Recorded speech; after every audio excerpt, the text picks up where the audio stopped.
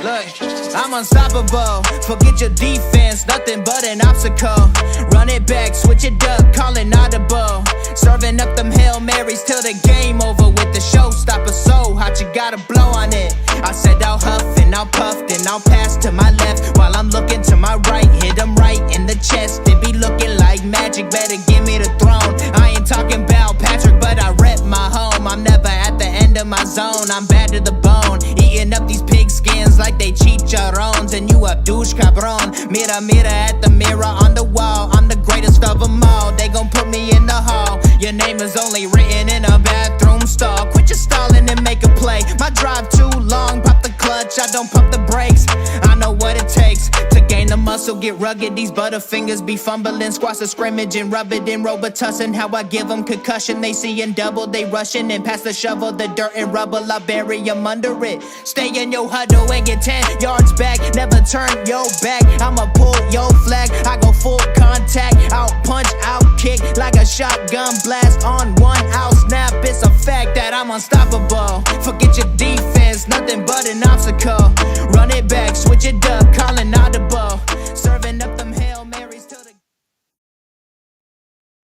What's up, Coast Nation? Welcome back to a new episode of Hostel My Podcast. Hey, we won, guys. We went to Germany and got that dub. It wasn't pretty, guys. It was not pretty, but I'll take the dub over a loss any day. How you guys feel about that?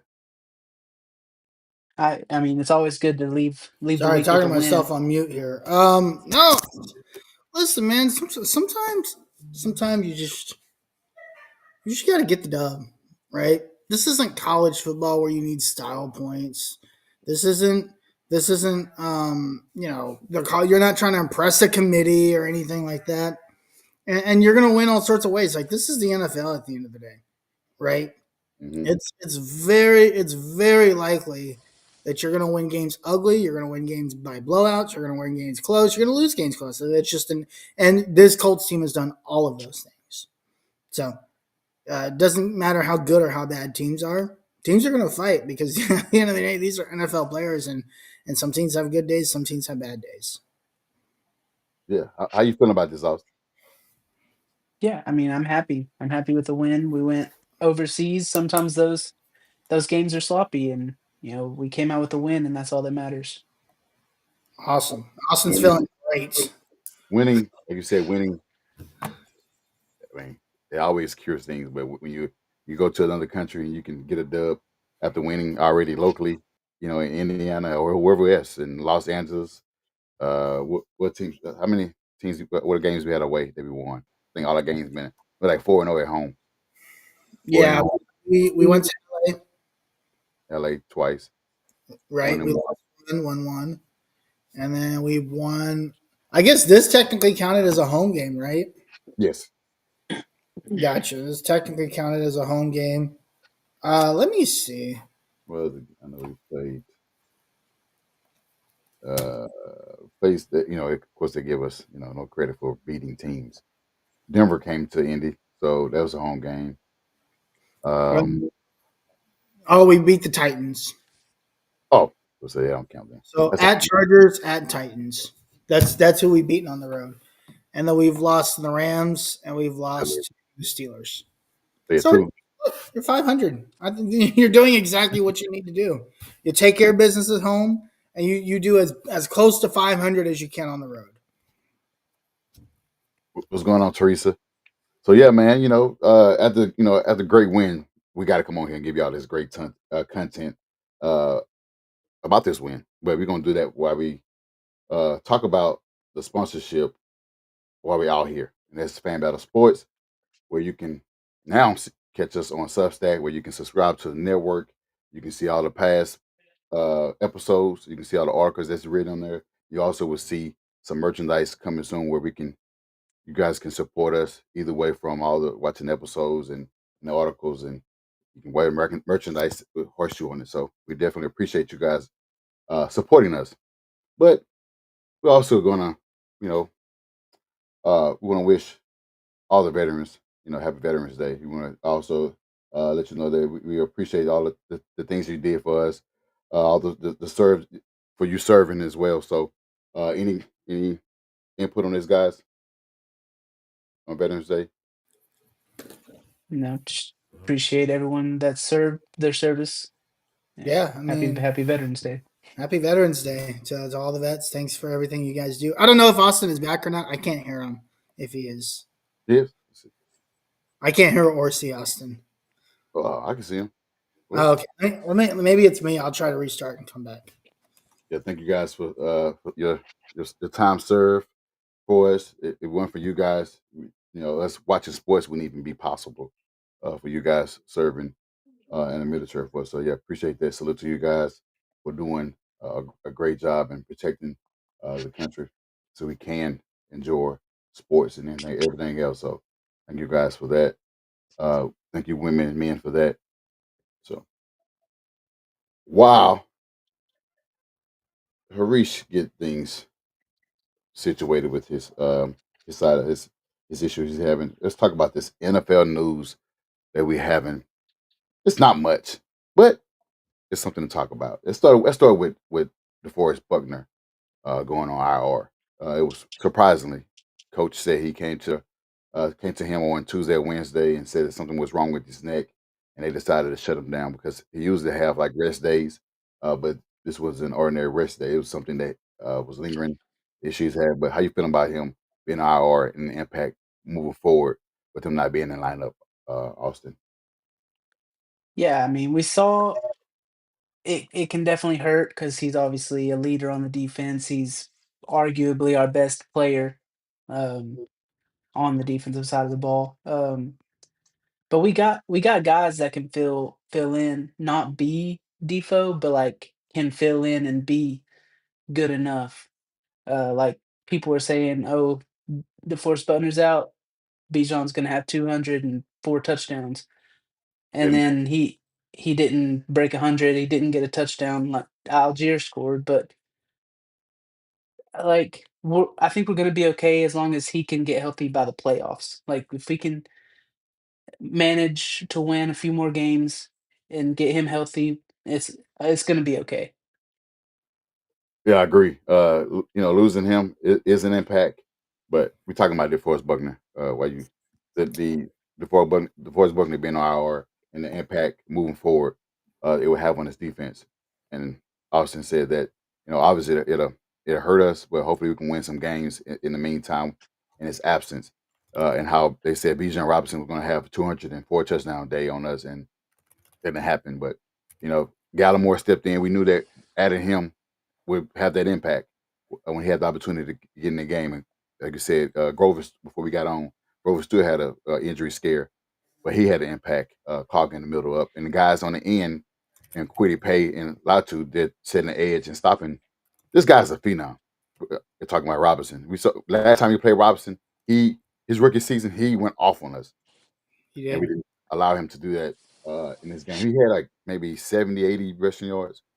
I can't remember the carries he had, but he had a okay impact. You know, Tyler always Tyler Algier, whatever he says his last name. He Algier or whatever. Algier, he I don't know what it is when coming up Indianapolis Coast. This guy always performed well. Yeah. Always. I don't know what it is. It's like he runs so angry when it comes to playing us. And it becomes an issue for our defense. Yeah. So, that's one of the injuries that we had. We can't talk about Cam Ward coming back after the bye week, possibly. Definitely another boost on defense to help.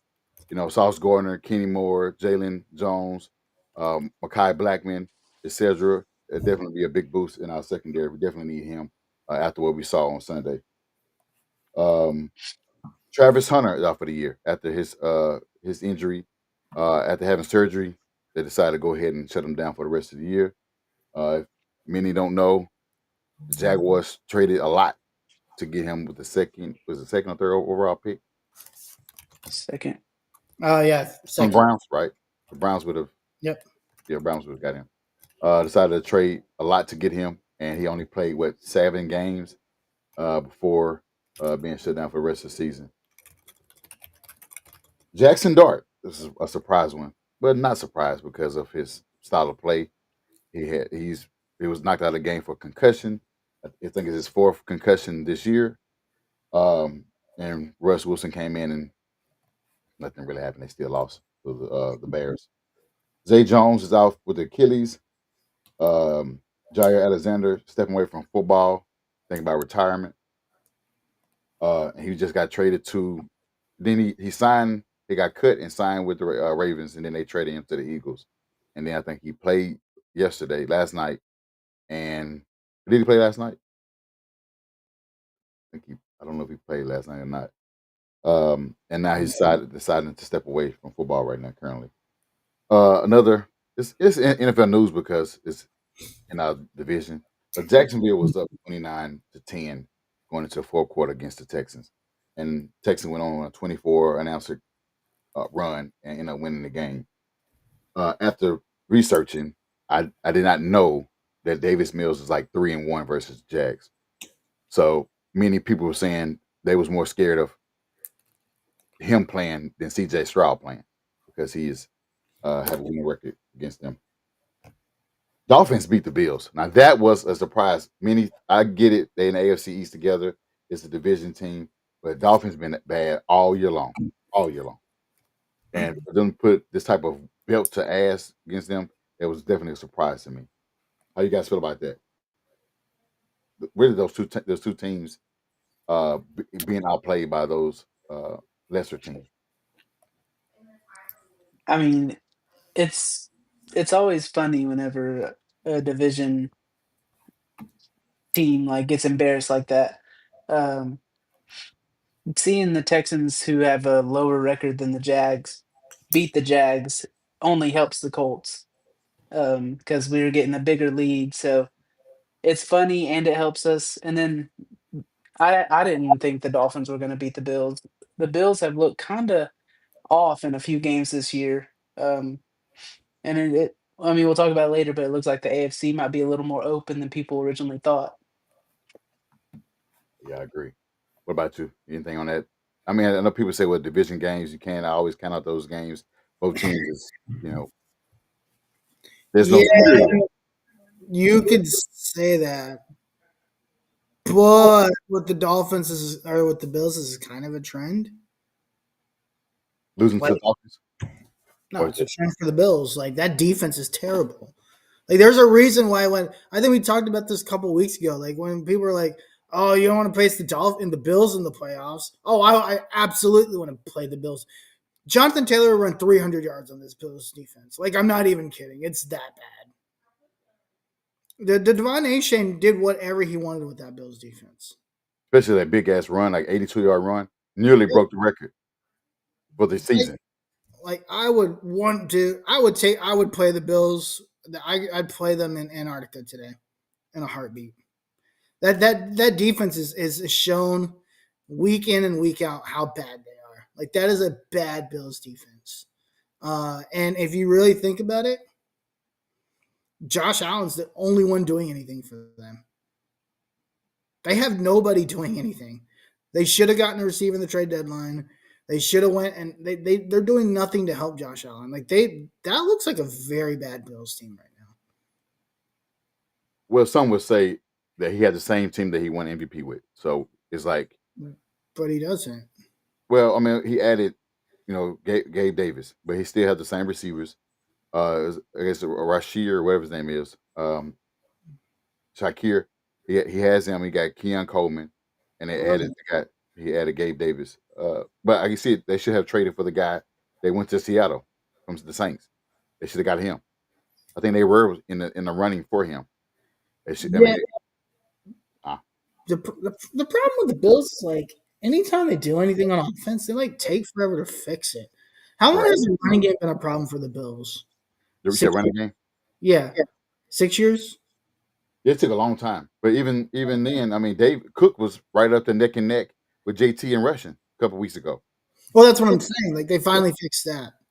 Now they have a wide receiver problem. It's been there since Stephon Diggs. Like it's been how long has it been since Diggs left? 3 years?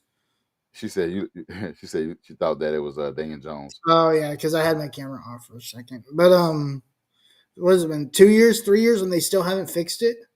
Yeah, they tried to plug it with Frank Gore. They tried to plug it with numerous other running backs. I can't remember all the 6 years names. is a long time. Yeah.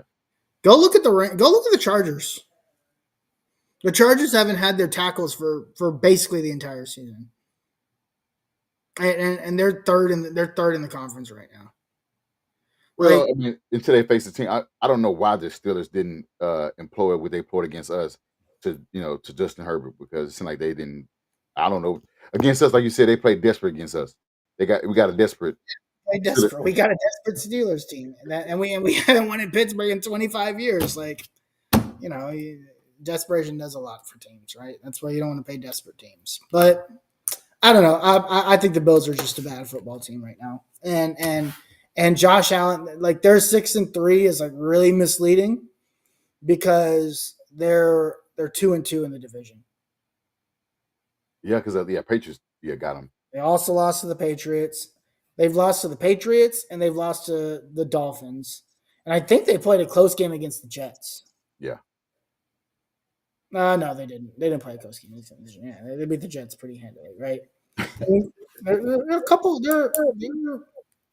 Well, they lost to the it wasn't a division game, but they lost to the Falcons, which is a surprise. Falcons. Yeah, and they basically got dog walked by the Falcons. Yeah, they did. Yeah, they did. Right, and like that score is not representative of how bad they were in that game. So, I just don't think that. I just think they're going to take a step back, and also the other thing is, like, the AFC is stacked, man. Like, you obviously talk about the Bills and the Chiefs and the Ravens, right? Look at it. The Colts are 8-2. The Patriots are back. They're 8-2, right? Broncos 8-2. Broncos are 8-2. There's just too many good teams in the conference right now, and teams like the Bills and the Chiefs. Like, there is a realistic scenario where the Bills actually don't win their division. They probably aren't winning the division. I don't think they win it. I don't think they win over the Broncos. Not Broncos. Yeah. So the Bills, the Chiefs, the Ravens, maybe the Bengals because Joe Burrow comes back. The Texans. That's cooked. That's done. Yeah, and Jacksonville. That's 8 teams playing for 3 spots. Not all those teams are going to make those spots. In that spot, who you think can make those? Because I don't know about Bengals. I think they're done. I think the Ravens. I think the Ravens and the Steelers will be in the playoffs. I think the Ravens win that division. The Steelers might not even make the playoffs. The Steelers are terrible. That's a possibility. But, I mean, if you look at the Bills getting in the playoffs, because, I mean, the Patriots are going to win that division possibly. I mean, that's a strong possibility. Broncos going to win that division. Maybe Chargers ain't get in the playoffs. That's going to be tough. Okay, let's just say the Broncos win the division, right? The Chargers make the playoffs. Then Chiefs. There's only one spot for one of those 3 teams. Like, you saying Chiefs, the Bills, and the Ravens. The Ravens and Jacksonville are all fighting for one spot. Oh man, I'm gonna put Steelers in there too, just for the sake of argument. Steelers in there. They're all gonna be 4 teams, 5 teams gonna be whatever. Last spot. Yeah, that's tough. That is tough. Yeah. Yeah, I don't know, man. I don't know. That's gonna be, man. I'm glad it's not us in that spot. Have to be us in that spot, having to fight 4 teams to get the last, the 8th spot, 9th spot. I don't want to be in that position again. We won't have to. Yeah, I don't want to be in that. Spoiler alert, Josh. It won't be a problem for us. Yeah, if we can, by week 15, we can lock this shit down. I'd be okay. The nerves would be gone. I would go ahead and celebrate the division for the 10th time in the AFC South. I'd be happy with that. I don't have to go to the last 16 games, like fighting 17. The week 17 is in Houston against the Texans. I'm like, I don't want to have to go through that again. I don't want to do that again. No way. But let's go ahead and get into this game, guys. I know you're excited to talk about this game, to recap this game. I saw how excited Harish was on Twitter. He and Facebook. He was excited to see the performance by number 28 and what he did on Sunday. It's even surprising that how he praised him over his guy, his Texas guy. That lets you know that he's all coast. no matter what's going on in Longhorn and people that are playing in the league as a Longhorn, he loves his Colts. But let's go ahead and recap this game. I'm gonna start with Harish. Go ahead. I'm gonna pass it to Austin, man, because I feel That's like Austin. Go ahead. I'm doing a lot of talking. Let's pass it to Austin. Austin, about this game on Sunday. Colts win 31-25 in overtime game, overtime thriller game. And was there any doubt that the Colts could win this game? Or did you think it was going to be this close? Because I mean, we had some missed opportunity in this game, come with missed extra point, field goals. Frank Wright going for on fourth down. I mean, Shane Steichen. I did it on purpose. Shane Steichen going for it on 4th and 2. We're like, what are you doing, Frank Wright? We kept saying that. At least I did, because I was wondering, take the points, take the 3 points. Those 3 points wouldn't even have to go into overtime. But go ahead and elaborate on what you saw on this game. Yeah, I mean, obviously, none of us predicted it to be this close. So we thought going into it we would win, but not as close. During the game, I was a little worried. I'm not gonna lie. Uh, I think we outplayed them pretty much the whole game, but we kept shooting ourselves in the foot by giving them the ball. Uh, and then, like you said, Shane Steichen had chance for at least 6 points. I know Bagley missed the extra point, so that one's on him. But the 2 times we went for it in field goal range, I think we would have won in regulation. Um, I think Daniel Jones, he struggled there for a period, but turned it back on at the end of the game. He he was clutch. That way we had it 3rd and 21. He had a 19-yard run, and then that play that he made with Tyler Warren, like my Oh, heart was racing. Like on I was 4th down, pumped up after that. What the was that? 4th down with the 4th and 2, where he after that Yeah. 19-yard run. Like I was like, Oh, "Oh I jumped up shoot." to the ceiling. And then he got it. I was like, And then uh we go to overtime. I'm gonna shout out Dyer Franklin because a lot of people hate on him. But overtime, he really he led the defense. He got that TFL, then he got the sack. He showed what he needed to do all year. So I mean, overall, great game. I mean, not a great game, but like we won, so great game. Uh, yeah, on a scale of 1 to 10, how nervous were you on that 45 or 44-yard field goal on Michael Badgley tie the game? yeah. I mean, it was close to a 10. I mean, I'm not gonna lie because he missed the extra point earlier in the game, so you never know. Like You missed a he's not, 55 or 54. yeah, he's not our starter. So it's honestly just like every time he goes for a kick, I'm nervous. But like that was for the game pretty much. So yeah, I mean it's up there. Yeah, after the 4th and 2 conversion, like you said, when Tyler Warren caught shit, damn it, snagged it over him, and he broke Hmm. a tackle. I was like, I jumped to the ceiling. Then it was like the 44, like we couldn't get the first down, and I was like, a 44 yard. I was like, please don't miss this shit, man. Please, please, please, please, please, please. And I was like, I was tracking the ball. I was like, please go straight, straight. Don't no left or Yeah, right. I was just waiting for it to just hook. I was oh man. So um about the defense, Harish, how did you feel about slow start? We had, some issues, but them stepping up when they needed to seal the win. You're gonna talk about the offense as well too. Yeah, I think defensively, I actually thought like the pass rushers were pretty good throughout the game. I think the pass rush did pretty well throughout the game. I honestly think the secondary was okay.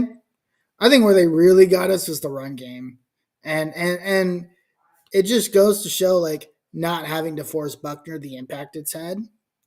Now, could they have like beaten us in the run game anyway, just because it's Bijan Robinson and Al Jair, like potentially, right? Like, but I think overall, I thought the defense played really well. Personally, I think, I mean, the biggest issue for me was tackling in open space and also tackling between the tackles, right?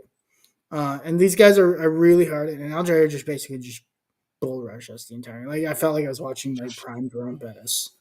I was just like, this guy's just running over everybody, right? But hey, when you needed it the most, the defense made a lot of big plays. I think they played very well in overtime. I thought the pass interference call in overtime, the first one was weird. On That Blackman. illegal contact. Oh my God! Yes. That Oh. didn't make any sense to me, but then they go back and, and they had like 3 more 3-and-outs, and it almost like looked like Michael Penix kind of just like sacrificing stuff at them. He's like, all right, like, but I thought the defense played really well overall. I thought Sauce Gardner was fantastic. I don't care what anybody says on Twitter. I thought Sauce was fantastic. And for people that don't understand football, he did not slip on a touchdown. He slipped on a freaking 2-point conversion, and he didn't slip. Him and Drake London tangled feet. Like if you go back and watch that replay, he didn't cook him. They just got their feet tangled, and then Drake London like kind of slipped from it, but because Sauce like really slipped from it, Drake ended up being wide open. Drake London caught his balance. He regained his balance. Yeah, he regained his balance. Correct. And he was wide open. Obviously, their 2-point conversion, if it didn't count it, the field goal won the game for us because they were being up by 1. Yeah. So, and like I said, people making a huge deal about that play, and then a play where, who is it? Pratt was defending Drake on a touchdown. They're saying it should have been Sauce Gardner. Oh yeah. Oh, on the handoff, right? Where Drake London gets the touchdown over the top. Yeah. Where Sauce essentially like mixes up coverages with the linebacker, and the linebacker ends up on. Yeah, that's just a communication thing, right? Like the dude's been in the defense for 48 hours. Like, what are you expecting?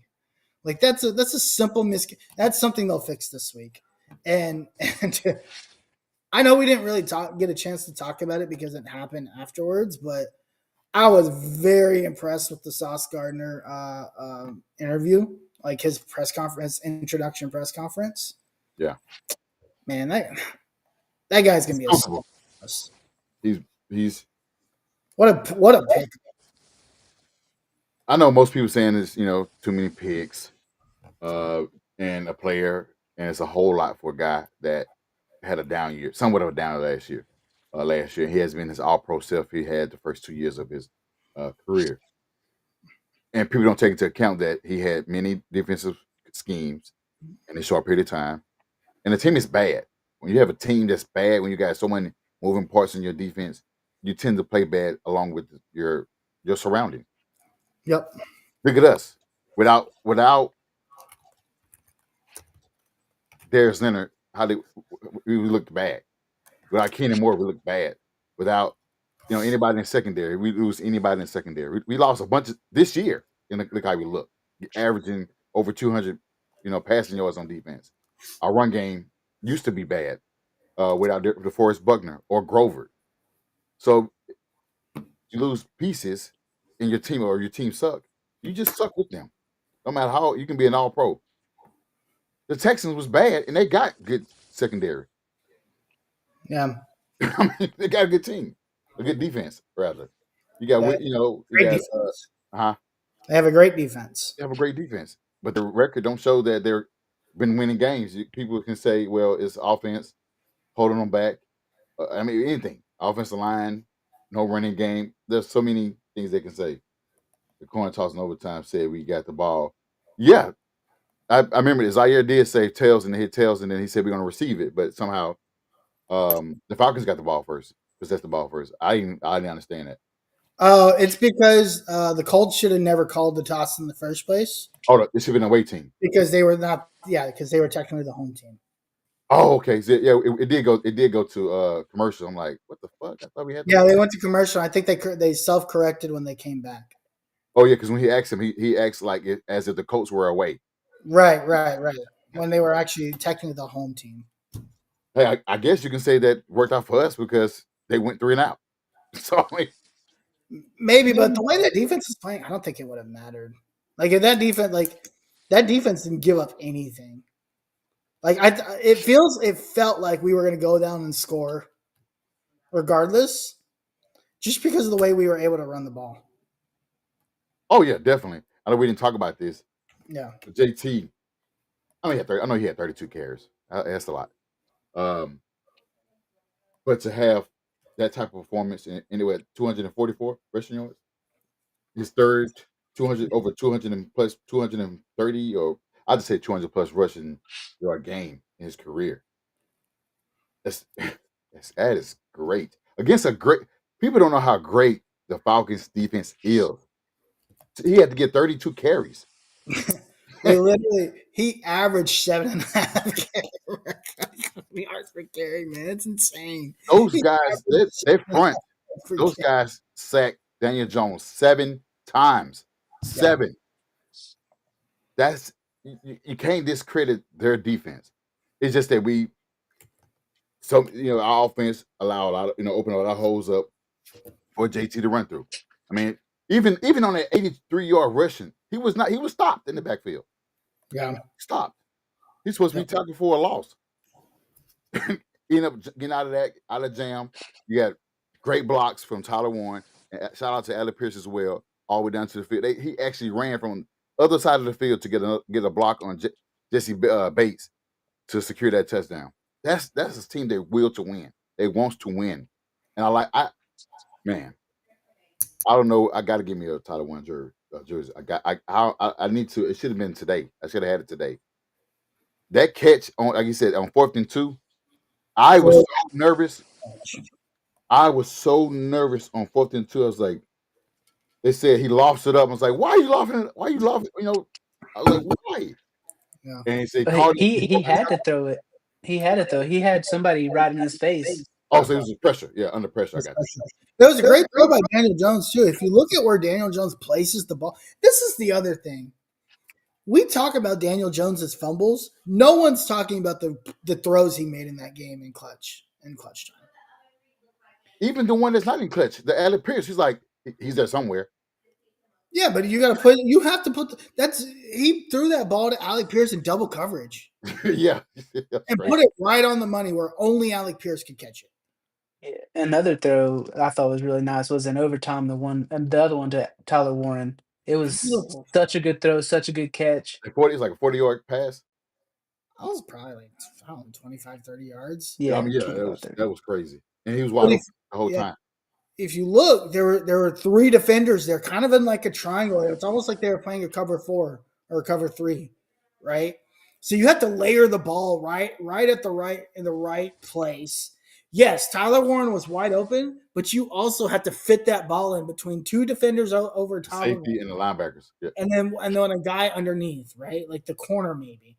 It's essentially, it looked like a corner route, I guess. I gotta look at it again, but it could have been a corner just sitting there waiting. Yeah, those are tough throws, man. Like we can. Well, and we'll talk about this in a second. I get it. Daniel Jones has a fumble problem.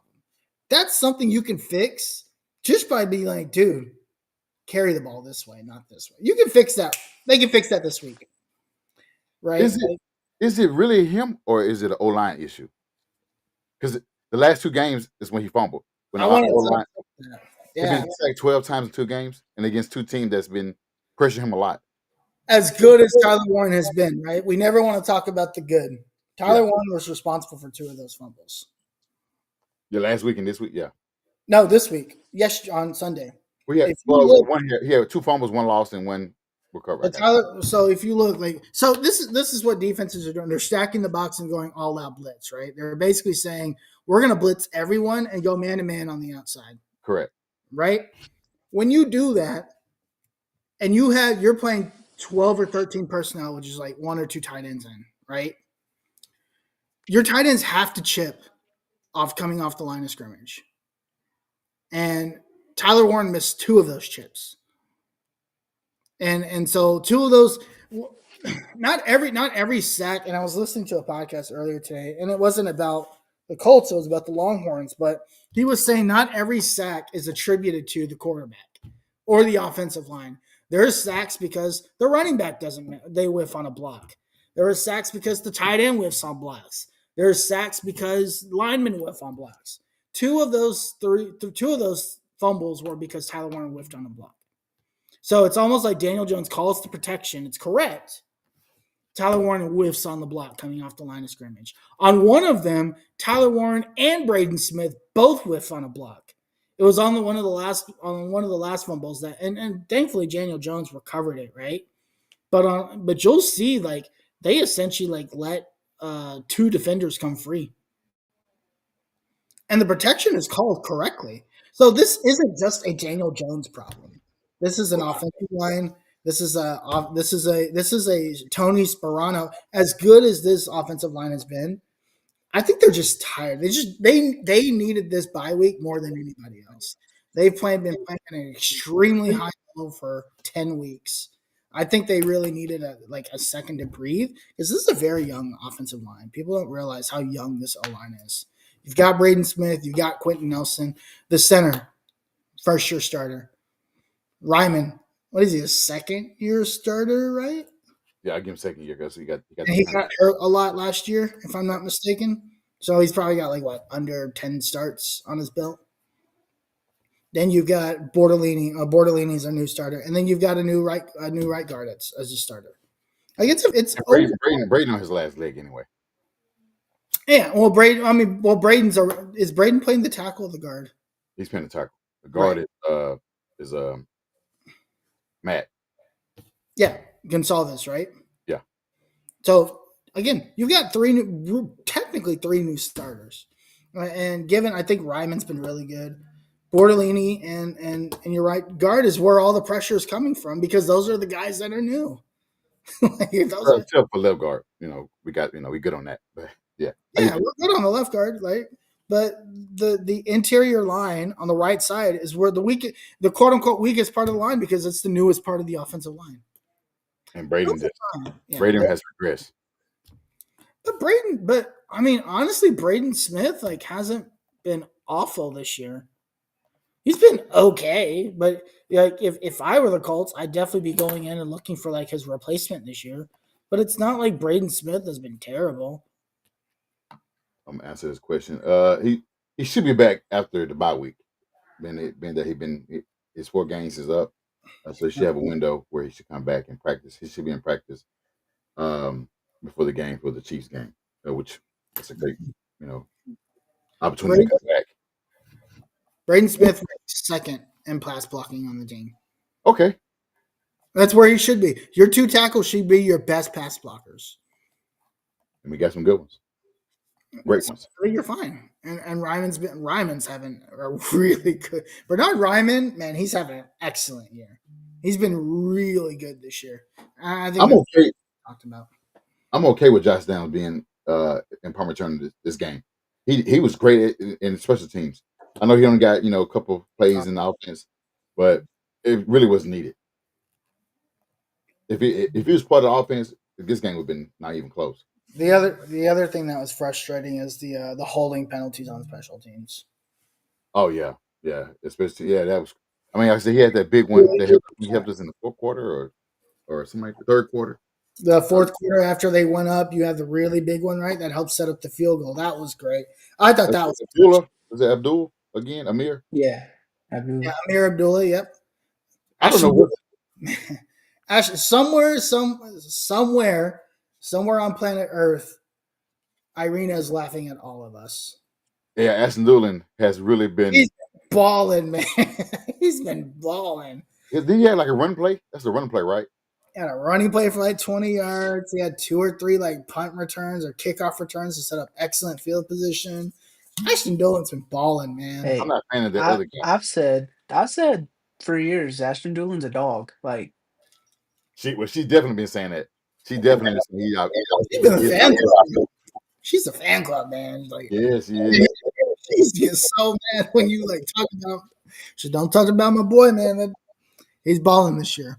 But what is the our main punt returner kickoff? I can't remember his name. The light skinned guy from Anthony Gould. Anthony Gould. I think he's hurt. Oregon State. Yeah, he's hurt. I mean, yeah, but even when he's playing, he's not getting the same impact as Amir, Josh Downs, and Doolin in the coverage like that. But he's young. It's only like his second year, man.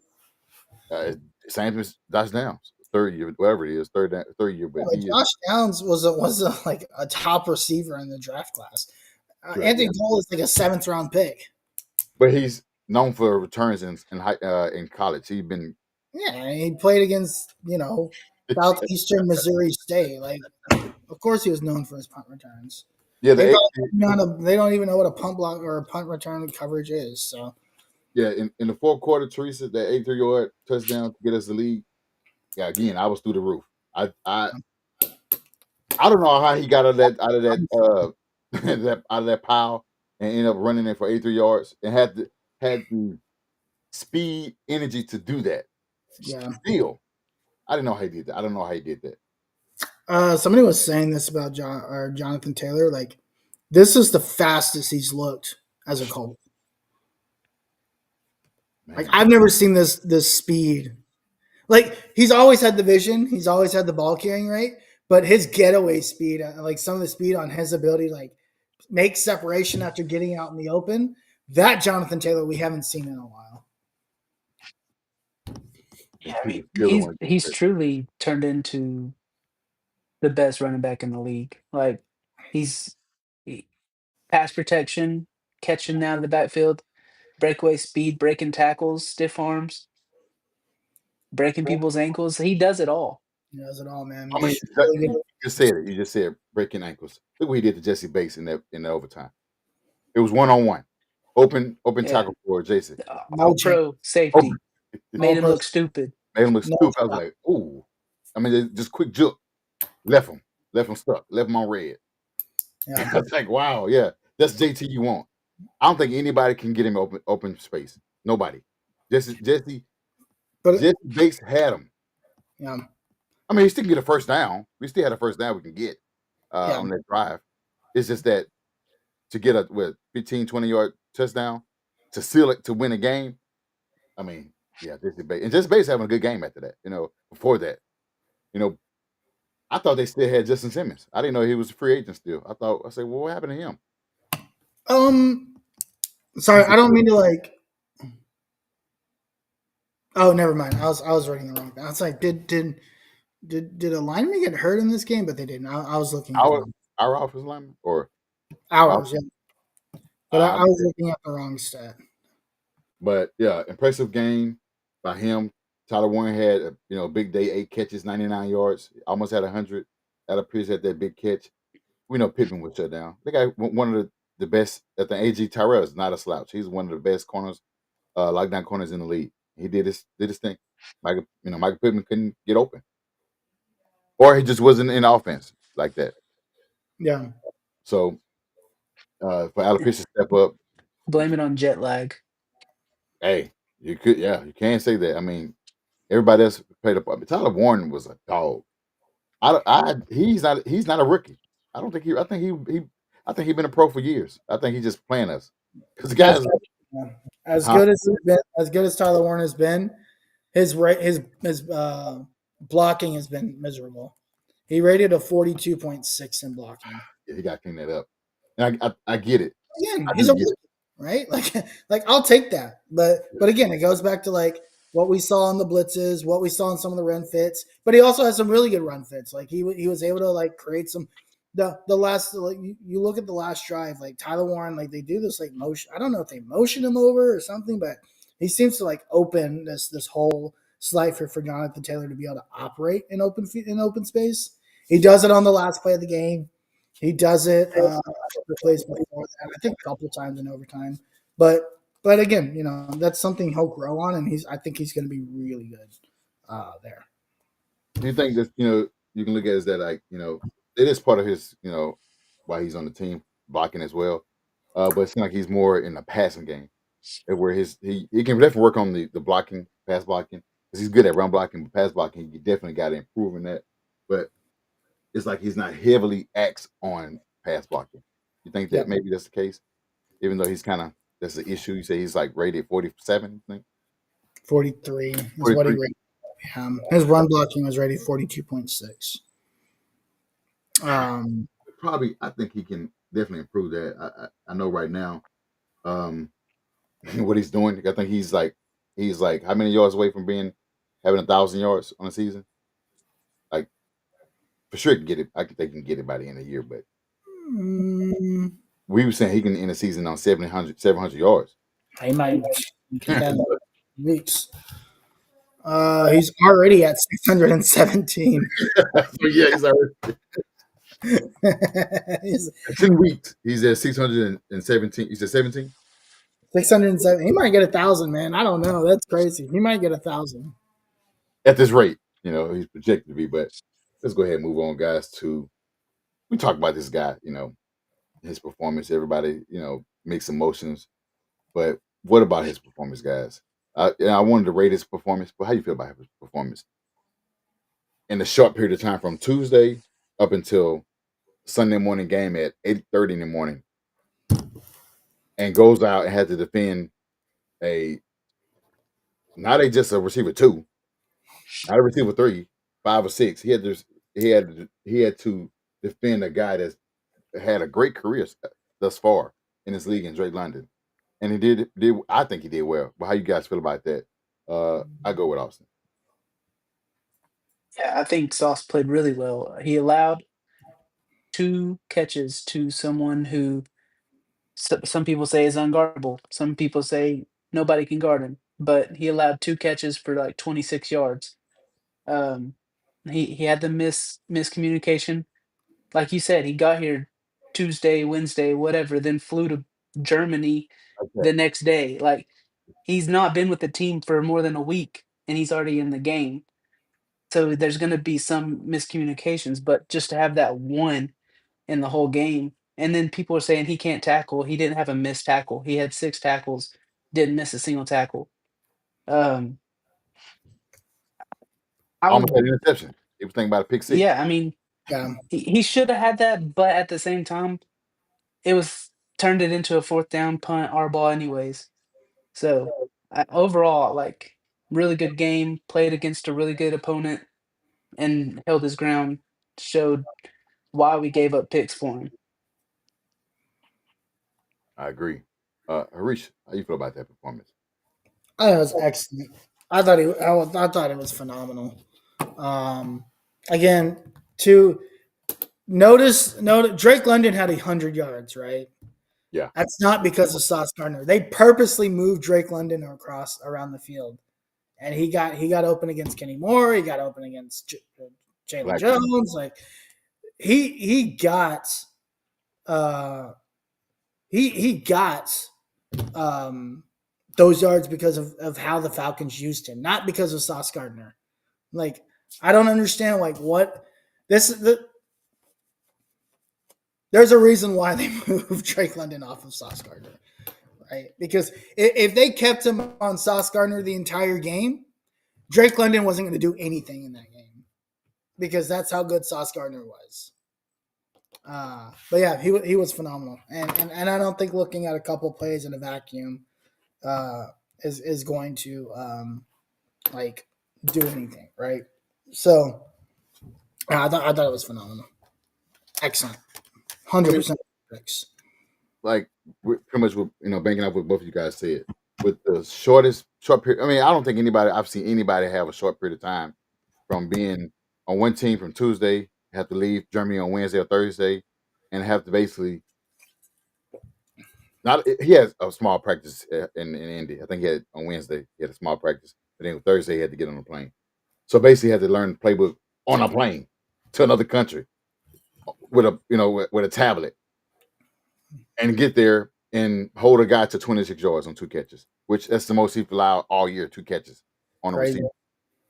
Okay, you want to say 2-point conversion? It wasn't a touchdown, 2 points. Yeah, 2 points. You take away that, Colts win a field goal in 4th quarter. There's no overtime. I get that. Still miscommunication, even with the Jermaine Pratt. He's learning on the fly. He's in a game doing what he's supposed to do. It's going to be some hiccups. You're going to see that in a short period of time. Not a lot of guys. He didn't get traded 2 weeks before the trade deadline. He got traded on deadline. He was just learning the playbooks to face the Browns, right? Cleveland Browns. or something like that. Something like that, Yeah, yeah. replace the Cleveland Oh Browns. yeah, Browns. Yeah, the Browns. Yep. And so he had to get traded and then learn about the Falcons. I mean, who else doing that? Some players don't even suit up when they get before they get traded because they know they're getting traded. He didn't know that. He wasn't even up for trade. We offered a lot to get him. He wasn't even up for trade. So he didn't know he was getting traded. He didn't know he didn't want to get traded, but he didn't know he was up for trade discussions because the coach said, "Hey, I'm going to offer this much," and the team can refuse that trade offer. I wouldn't either, but they can refuse that trade offer. So in a short period of time that he got traded, he learned the playbook on fly, which that's pretty fast, and goes on Sunday morning, our early game, not a midnight, not a noon game, not a 3 p.m. or 7 p.m. game, a 8:30 game. So that's even less time to learn it. Had to go out there to a whole other country, and he did what he's supposed to do. And like you said, just almost getting that interception because he was thinking about touchdown. He also took accountability, which this team is doing now. Take accountability. He's like, "That's my fault." He didn't say like he didn't blame or made any excuses. Like that's my fault. It won't happen again. Same thing with the pick thing. He's like, I should have had that one. The next one I'm going to get. That's showing we need that. We need that as especially for a position is one of the hardest in the league at corner. And he taking accountability of I should have. I got y'all. I'm gonna do it. I'm gonna do better next time. Like you said in an interview, sound like he's happy to be at Indy coach. And he's embarking on a new journey as a coach and what comes with it. And as he posted, the standard is the new standard. He's prepared to. I don't want to talk about it yet, but to push this team to another level. Everybody been saying it. He brought this defense. He bringing a different type of attitude to this defense, especially in the secondary that needed him. Folks were saying, well, why did Jalen Jones get benched for Mekhi Blackman? Because Mekhi Blackman is a better coverage corner to me than Jalen Jones. And you want to put your best guys out there. This is nothing shitty. I'm not shitting on Jones. I like him. But if you want to make a run, you put all your best guys out there on the field. Whoever you got, put them on the field. As long as you're not putting out, you're not putting out the Rodney Thomas, then I'm good. I don't like that guy. I definitely don't like him. But you rate the performance. I rate the performance as okay. For a first start. Really, I think that's like a B+ performance. She said. She said. She said, Harish, have you seen his yards for the rookie? We're gonna have some records. Oh yeah. Yeah, but that doesn't mean he doesn't have stuff to work on. I can criticize Tyler Warren for being a poor blocker, while at the same time being excited that like he's a passing tight end, like he's supposed to get these yards, like that's what he's good at, right? Like that's his strength.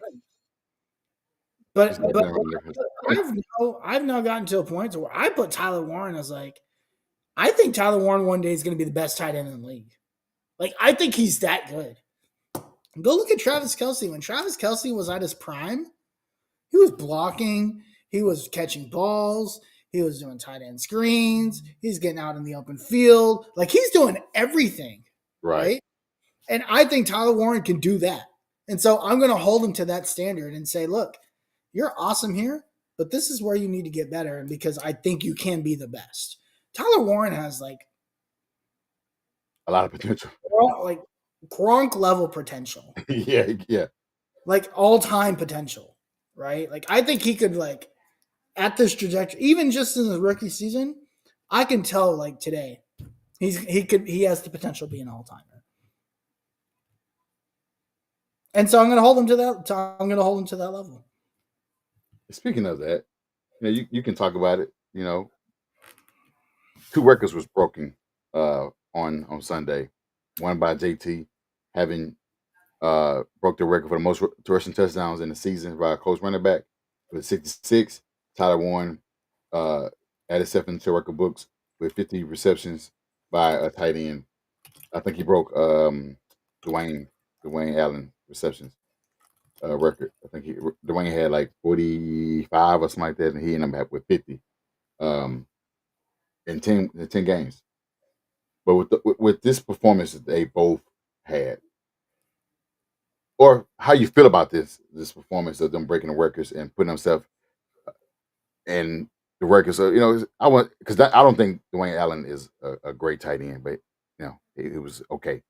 But how you feel about this performance, guys? Them both breaking records, setting themselves up for a great season, especially for JT MVP season. Go ahead, Areese. Yeah, I mean, look, JT might go down as what number 1 and number 2 running back of all time in history. I mean, again, we're approaching Edgerrin James level numbers, right? And I think he's going to surpass Edgerrin James in yards. I don't know what he's at career yards yet. Who Edgerrin James or JT? The JT at 7,000 right now. 8,000? 7,000 and something. 7,000? What did Edgerrin James have as a Colt, like 10? Yeah, before he went to Arizona and went to Seattle.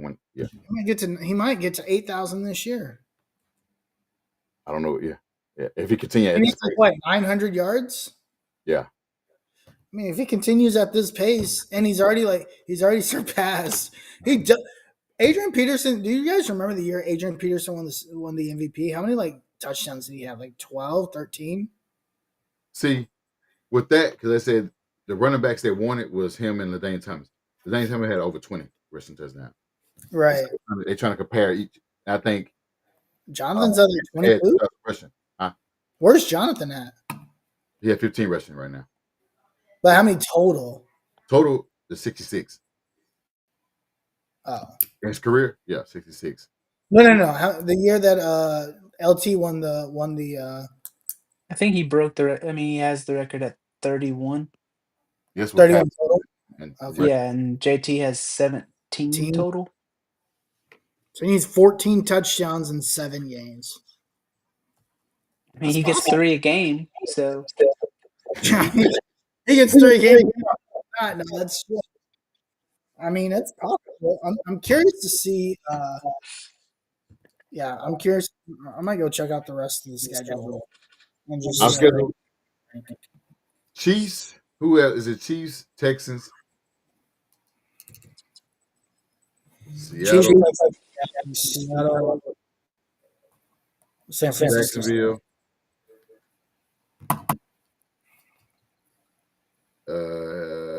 Niners, Jacksonville again, and Texans. That's also, I don't know about heart, but I think I got it right. I think I see the Seattle going to be a tough one. I think Chiefs game we can allow, they allow a lot of rushing yards. Chiefs are okay on run defense. Jacksonville not okay on run defense. So if we just look at run defense, right? And this is just based off PFF grade, so take this with a grain of salt. Yeah. But Chiefs run defense is ranked 15. Okay. Not bad.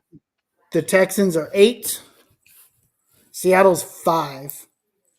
Yeah. Seattle good. Yeah. Seattle. Yeah. Jacksonville is 21. Yeah. I mean, you got a little bit of both. You got some really good ones, and you got some middle of the road, and you got some bad ones. The Niners, they're pretty bad as a team. Yeah. Because Warner gone, so I mean, I think he's out for the year. Is he out for the year, Fred Warner? Oh, the Niners are 20. They're one of the worst. Yeah. So So the Texans. You might have some opportunities there. The Texans in Seattle are one of the tougher ones. Yeah. So, and then Tyler Warren, y'all remember Tyler Warren. So let's go ahead and move on to our next, so we can get up out of here, guys. This is a part of the segment where we get we are excited already, but we get a little bit of we get a little extra. We come to this part of the segment because the team, the way the team playing, they put ourselves in this position to be in this conversation right here, and that is Super Bowl odds. And Harish has the numbers in front of him. And while he put the numbers up, he can go ahead and talk about this. And then we'll go ahead and push this to Austin. And then I'll finish what I think about this. Yeah. Let's see. I posted this earlier. I can't remember where I posted it, but essentially, like Fox. Oh, here it is. So, according to Fox Sports, right? Fox NFL, the Colts have now entered top 5 Super Bowl odds, Yes. and number 2, and number 2 in the AFC as far as Super Bowl odds. I think this is as of this as of yesterday. So, or no, as of today. So Chiefs are plus 600, Rams plus 650, Lions plus 750, Eagles plus 800, Colts are plus 900. I think Seattle's right beneath the Colts, and I think that's more because like the Rams, Lions, and the Eagles are all really, really, really good. Yeah. And it's gonna be tough for Seattle to get through that gauntlet, right? If you look at the Colts, man, they're the number 1 team in the AFC right now, right? You only need 1 win to get to the conference title if this holds, which means you only need 2 wins to get to the Super Bowl. Right? Now, the delusional part of me is like, hell yeah, we can see this. Like, we can do this. Like, if the playoffs started today, the Colts would get a first round bye, and in the second round they'd play the 7 seed, which would potentially be the Chiefs. It would be either the Chiefs or it would be the Jaguars, and you would get the Jaguars at home. Both teams at home. Yeah, you would get both teams, so you wouldn't have to worry about cold weather, and you don't have to worry about the worst in the history of the world to play. So, I mean, and again, I don't know what people are thinking about the Chiefs, like favorites to win the Super Bowl. That they don't look very good right now. The only person that's high on the Chiefs is Nick Wright. Well, Yeah. we know his knowledge when it comes to ball. So, Yeah. So I mean, I don't know if I don't even think the Colts will make the Super Bowl, but I do think they have a good shot to get the AFC title game. Austin, your turn. Your turn to be delusional. If I can be delusional for just a second, we have the team to make it to the Super Bowl. We have the team that could win the Super Bowl. Like, I'm not saying we should be favorited, but like we can win. We have, as long as we're healthy, good defensive line, good secondary, offense that can move the ball really well whenever we're on. Protect the football. We could beat anybody. Yeah, I gotta get delusional too. I gotta get my inner delusional self. I haven't been delusional in a long time. I'm delusional over sports like the Lakers and Alabama, but I haven't been with the Colts in a long time. So I'm gonna do it today. So forgive me guys for being delusional today. At this rate, at 8-2 record, like you said, if we lose 3 games, 3 of our last 4 games, out of 3 of our last 4 games, we're 11-5. We got a home game. We got 2 home games. We got home games. All roads leads to Indy. Everybody got to come to Indy in the playoffs. We're gonna win the division, win our 10th division title since being the alignment being arranged for us to have these 4 teams in the division since 2002. I don't think it don't matter who we play. I think we'll dominate them guys. Each team. You say the Chiefs, they gotta come up there and they're gonna beat them. No cold weather. Jacksonville beat them. They had no receivers. BTJ can't catch anymore. Trevor Lawrence is playing like Mrs. Doubtfire. Trevor, I mean, everybody. This is set up for us. This AFC South, the AFC conference is set up for the Colts right now.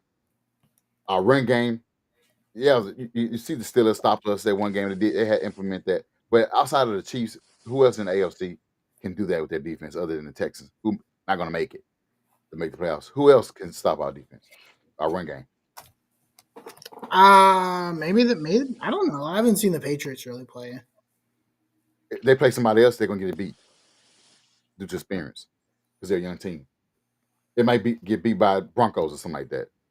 They're gonna, and it due to experience. 'Cause May is good. I'm not going. This is not me saying anything bad about May. I think experience will cause them to lose in the playoffs because they're going to make the playoffs.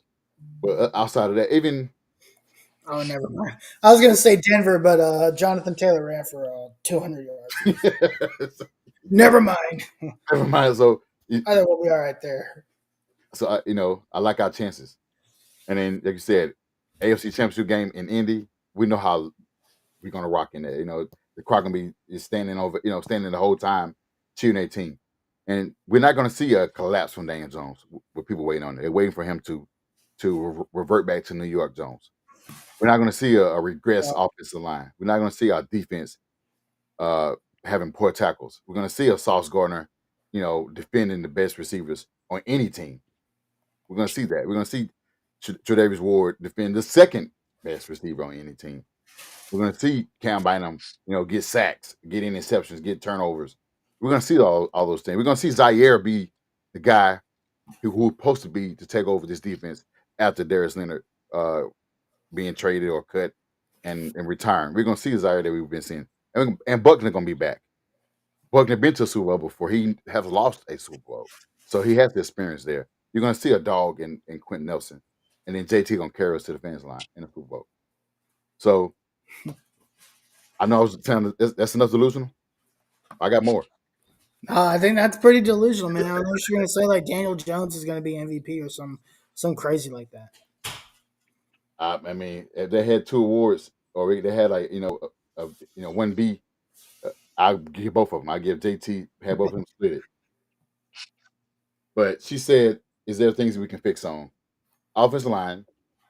Get healthy. What else? Figure out how to stop the blitz on the offensive line. That's the biggest thing.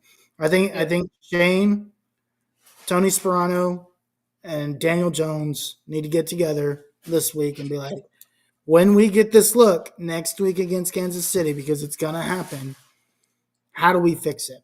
How do we not? And it's not only about like who protects what route, right?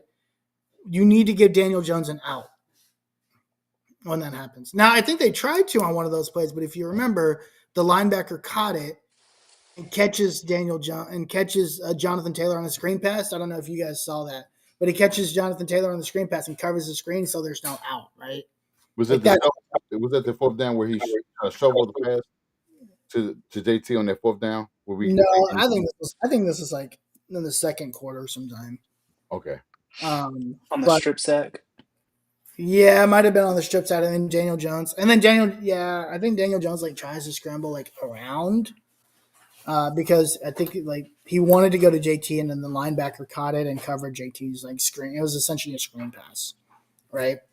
So you got to figure that, and then Daniel Jones needs to like find a different way to like hold the ball. Yeah, I think that's the biggest issue with Daniel Jones is like figure out a way to hold the ball. Find a different way. It's the situational awareness that he don't have, because we can see when he's in pressure, he's getting rid of the ball. He had pressure in his face in the 4th quarter on that 4th down, and then in overtime where he had pressure again and saw Tyler Warren on that big 30, 40-yard game to set ourselves up to win the game. That's the Daniel Jones we have. I would much rather Daniel Jones either take the sack and not lose the ball, or throw the ball out of bounds and get an intentional grounding than fumble the ball.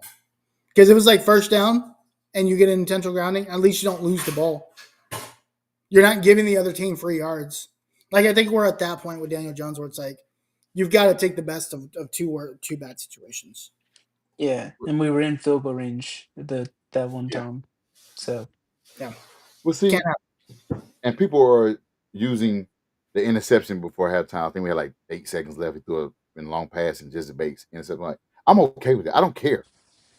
I don't care about those interceptions. I care about the one he did against the Steelers. Those ones were dumb. I totally forget. It was that the one where he just kind of threw it and like there was nobody there. Yeah, I was like, yeah, those are dumb. I don't even care about that. The interception before halftime, apparently Alec Pierce should have ran flat, but he ran out and just underthrew. He wasn't there. And the picks against the Rams, same thing. In the 4th quarter where you're going to get points. He just threw it. Yeah. You're desperate at that point, right? You're Like desperate. desperate time interceptions don't count to me. And that's actually a good call. It looked like Alec Pierce stopped running his route. Yeah, I think he ran On around. It that was just This miscommunication. replay, it's like Alec Pierce stopped. It felt like if Alec Pierce kept going, maybe Alec Pierce catches that ball. We didn't have no time though. It was like 7 seconds. Yeah, but if you're talking about avoiding the sack, Oh yeah. You are. or I Thank mean, you, but Teresa. couldn't you have gotten in field goal range? I don't think it's enough. Oh, I okay. don't know how many timeouts we It would had. have That got us around midfield. I don't know if we had any timeouts left either. So Yeah, that's all right. I mean, in Sounds like midfield, we don't have ultimately, it didn't matter.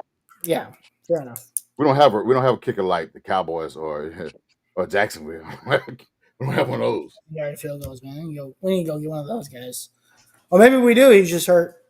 I mean, Actually, maybe we don't. Trader was good before he got hurt. He was playing really well. y'all want me to say this, but Justin I don't know if Schrader's ever going to be the same again.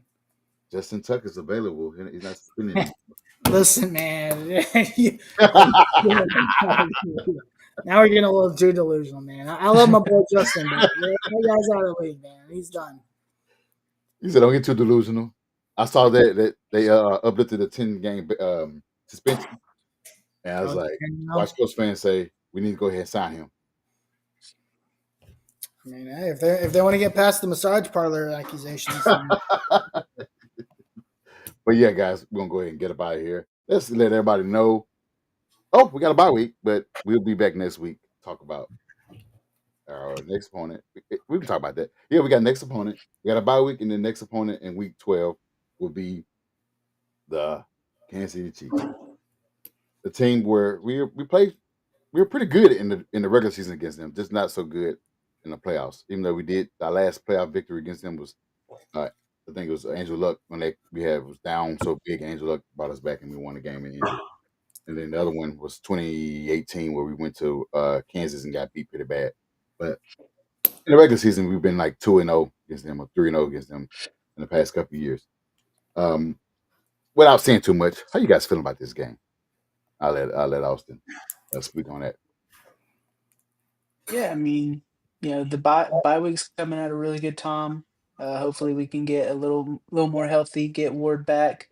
I'm excited about it. Harish, how you feel about that? How confident? Man, confidence? I don't know. I'm 6. I'm really going to be watching that Kansas City Denver game. If Kansas City loses this game, we'll see what the Colts have learned about teams that are desperate. Because Kansas City will be desperate next week. It would be 5-5, right? If they lose to Denver, they'd be 5-5 if they lose to Denver this week. They would be desperate, and I think they would have gotten swept by Denver at that point. Because didn't Denver win the earlier matchup this year? I can't. I know Denver lost to the Chargers. I don't know if they lost to another. Oh, they haven't played them yet. Okay, so, but even then, they can't fall too much far behind in that division. So, if Denver loses, you're gonna get a desperate Chiefs team. We'll see what they learn from that. That's all I'm gonna say is pray. And in a some weird fashion, I hope the Chiefs beat Denver because I don't want to see a desperate Kansas City team. You really stole what I was going to say. I said I'm kind of hoping they beat Denver because it helps us in standing. They help us in the standing. We'll be 8-2 in our bye, and then Denver will fall, and you just have us and the Patriots. Yeah. And 1-2 in the conference. So I'm kind of wishing, like you said, having a team that more. We've seen how a team look when they're desperate. We've seen how the Rams look. We've seen how the Steelers look. It's like they played. Not Rams are good anyway, but they played like I said, a desperate team needing to win or chasing a win, and we got them in the right time or wrong time for us, but right time for them. And I don't want to see a Chiefs team like that because we know how Patrick Mahomes, Andy Reid, Steve Spagnuolo, how they are. when they all clicking together, defense clicking together, offense clicking together. It's gonna be a long day for us in Kansas.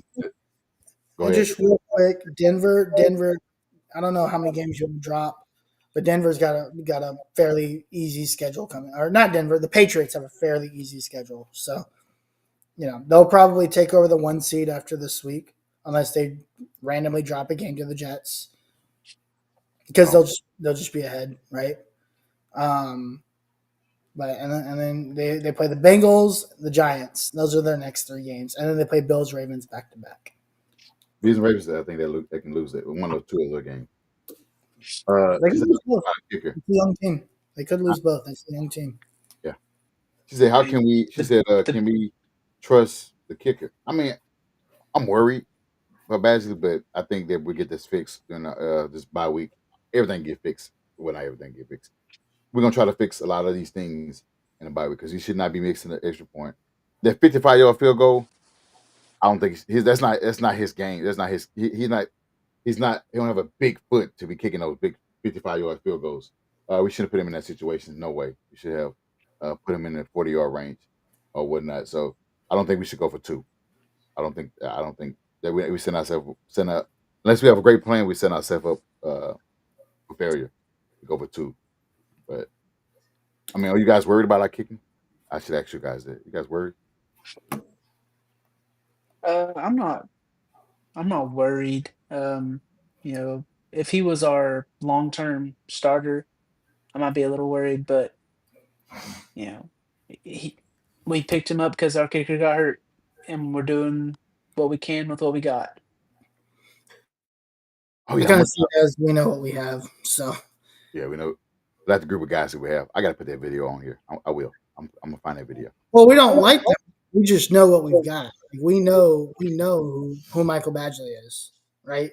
We know he's not a great kicker. He's gonna Michael Badgley costs us 4 points on if he kicks that field goal and also the extra, you win the game. So we know who he is. So I forgot about this too because it happened today actually. I forgot to mention the fact that Brian Dable got fired from the Giants. We knew that was happening, but he got fired from the head coach of the Giants. Got fired today. Another surprising thing. It's not NFL news, but Nico Harrison got fired. I know Harish loved that. Oh, it's listen. I've been having a party all day. I can tell he was excited for the night. The nightmare is finally over. Now you know what I want to do now? Trade AD.